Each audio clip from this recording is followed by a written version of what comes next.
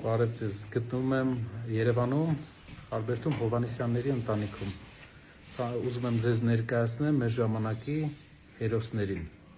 տիկին Արմենուհին և Գագիկը, ինչով են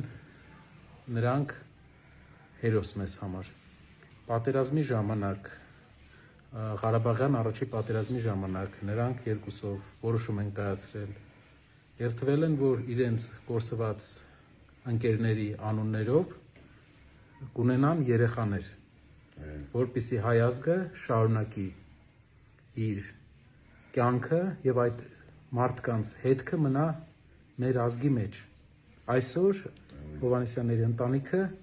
բաղկացած է 12 երեխայից, 7 տղայի,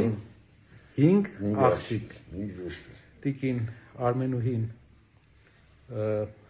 այն կինն է, ով իր ամուսնու հետ, չնայած դժվարություններին, այս ամբողջ պրոցեսի ընթացքում կարողացել է կազմակերպել տան ամբողջ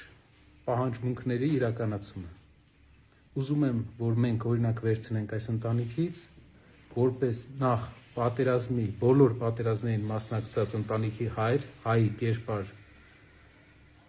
Գագիկ Հովհաննիսյանից և իր տիկնոջից, ով հայ կնոջ կերպար է մեզ համար, և կուզենայի մենք բոլորս մեր երկրում այնպիսի ապագա ունենանք, ստեղծենք, որ այսպիսի ընտանիքները չունենան որևէ խնդիր, ոչ ձմռանը կոմունալ վճարների հետ կապված, ոչ ընտանիքի ապրուստը ապահովելու հետ կապված, քանի որ նրանք ամեն ինչ են տվել մեր հայրենիքին։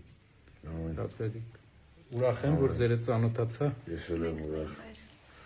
Ձեզ շնորհակալություն ենք հայտնում։ Կարիք չկա, մենք ենք շնորհակալ ձեզանից ու շատ ուրախ ենք։ Ձեր արվում երկու ձեռներս։ Շնորհակալ եմ շատ։ Հետևում Հայաստանի Հանրապետության դրոշն է և զինված ուժերի զինանշանը։